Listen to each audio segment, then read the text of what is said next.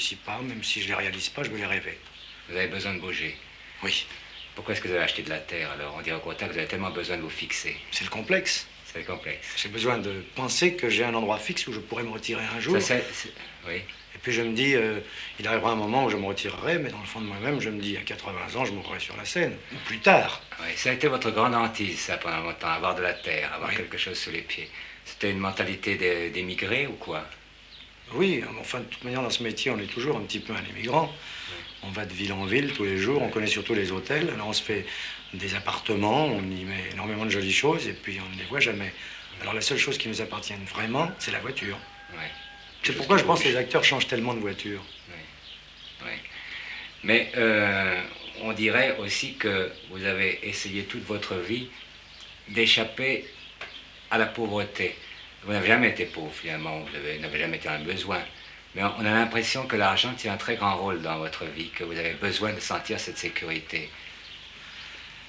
Je n'ai pas besoin de sécurité, mais disons que je fais collection d'argent comme d'autres font collection d'autres choses. Oui. C'est-à-dire que le pouvoir, c'est l'argent. Je ne dis pas le pouvoir pour pouvoir commander des gens, mais en fait, savoir que je suis une vedette, c'est au prix qu'on sait que quelqu'un est une vedette. Oui, parce que vous avez une organisation extrêmement complète. Oui. Par exemple, lorsque vous faites une chanson, vous la faites tout de suite traduire en plusieurs langues. Oui. Vous ne sortez de la chanson en version allemande qu'à un certain moment. Quelquefois, il vous arrive de garder pendant plusieurs mois des chansons que vous avez faites. Vous savez qu'elles vont marcher, vous ne les lancez pas. Vous avez un stock. Des années même. Hein, des années. Des années. Et à ce moment-là, tout d'un coup, s'il y en a une qui baisse, vous en lancez une autre. Comment est-ce que vous faites? Non, c'est quand j'ai envie de chanter une nouvelle chanson, je la chante.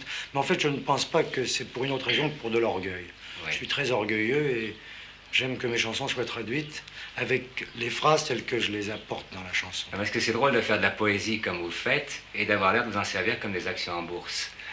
Vous pouvez m'expliquer ça? Non. C'est ainsi, mais vous reconnaissez en fait. Oui, je suis originaire d'une race qui est assez commerçante, et puis j'ai gardé ce côté-là, bien que je ne sois pas vraiment un commerçant. Si je devais faire uniquement du commerce, j'aimerais me retirer et être clochard. Oui.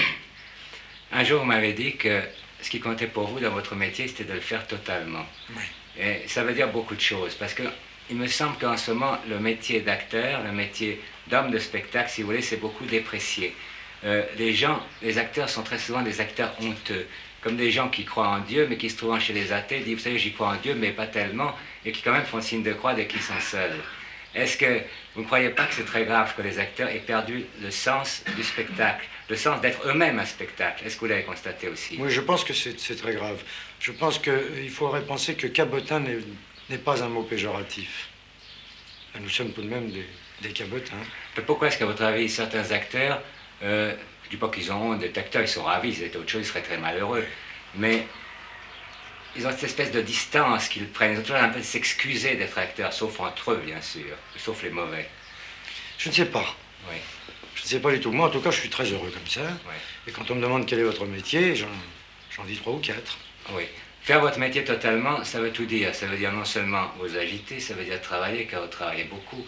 Ça veut dire penser toujours à quelque chose de neuf, penser que ce n'est jamais arrivé, avoir peur du lendemain, surtout. Même si ça réussit, c'est aussi la noblesse du métier. Et puis avoir peur de tous les autres artistes, oui. Tout en ayant de l'admiration pour eux. C'est-à-dire avoir peur de l'admiration que l'on porte à quelqu'un, avoir peur d'être au-dessous de celui qu'on aime.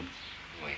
Et en accepter tout aussi, c'est accepter que l'on parle de vous de toutes les manières. A aucune importance. Ce que l'on écrit par exemple quelquefois sur vous dans la presse ne vous irrite pas quand on lit par exemple l'émouvante confession de la petite fiancée d'Aznavour, enfin je ne sais pas quoi, je cite de mémoire, bien sûr. Oui, non, ça n'a aucune importance parce que je me mets à nu sur scène, je chante des chansons vraiment où j'ouvre en principe mon cœur. Alors il n'y a aucune raison qu'on ne me décortique pas dans la presse, ça n'a aucune importance. Oui. Mais vous n'avez à aucun moment une invitation, aucun moment, souvent on dit des choses qui sont certainement fausses, on en dit trop. Oui, on dit beaucoup de choses fausses. Et vous n'avez pas un moment envie, je ne sais pas, de répondre, de faire un procès, Non, parce que je lis ces articles comme s'il ne s'agissait pas de moi. Et puis souvent ça m'amuse, j'apprends des choses que je ne connaissais pas. Oui. Ça donne des idées. On m'a dit aussi qu'il vous est arrivé de laisser certains journalistes, qui étaient de vos amis, écrire des articles sur vous parce qu'ils avaient besoin d'argent pour les aider. Ça, délicat, hein? Bon, il est certain maintenant que vous êtes un acteur, mais au départ, un chanteur qui devient acteur, ça ne paraît jamais très sérieux. C'est rare que ça réussisse. Quand ça réussit merveilleusement bien. Mais au départ, non. Vous pensiez que vous pouviez automatiquement être un acteur alors que vous chantiez? Oui, Qu'est-ce qui vous faisait croire ça? parce qu'on pensait d'abord que j'étais pas un chanteur. Oui. Alors je m'étais dit que n'étant pas un chanteur, j'étais peut-être un acteur. Car en effet, c'est très juste ce que vous dites, et j'ai souvent pensé, les gens vous ont fait assez peu confiance au départ. Vous avez eu des débuts assez difficiles dans la chanson.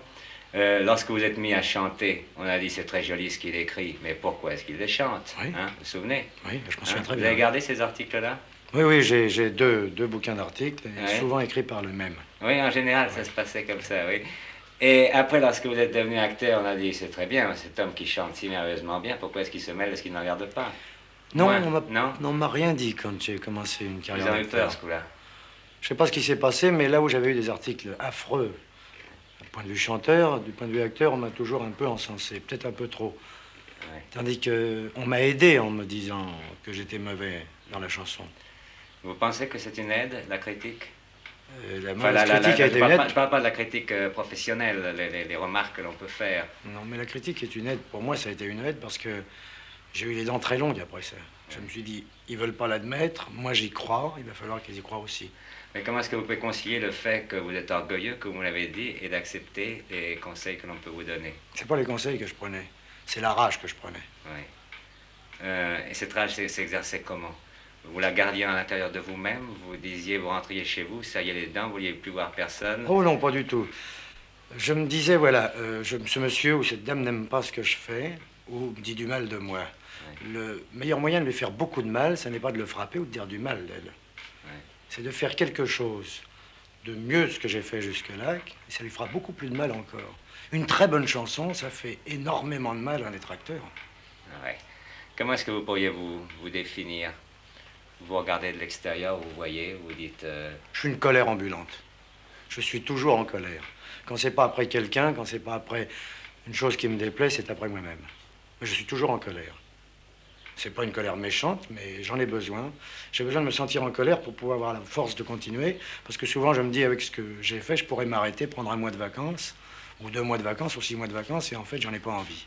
Ouais. Ça risque pas de devenir un jour un procédé, un jour où vous n'avez pas d'inspiration, vous dites vite que je me mette en colère, que je trouve. Oh non, j'écris pas sous l'impulsion de la colère. C'est que je réalise parce que je suis en colère, mais j'écris que quand j'ai envie d'écrire. On ne peut pas vous faire écrire autrement. Non. On ne pourrait pas vous faire jouer une histoire que vous n'avez pas envie de jouer. Non plus. C'est beau la réussite quand on sait s'en servir.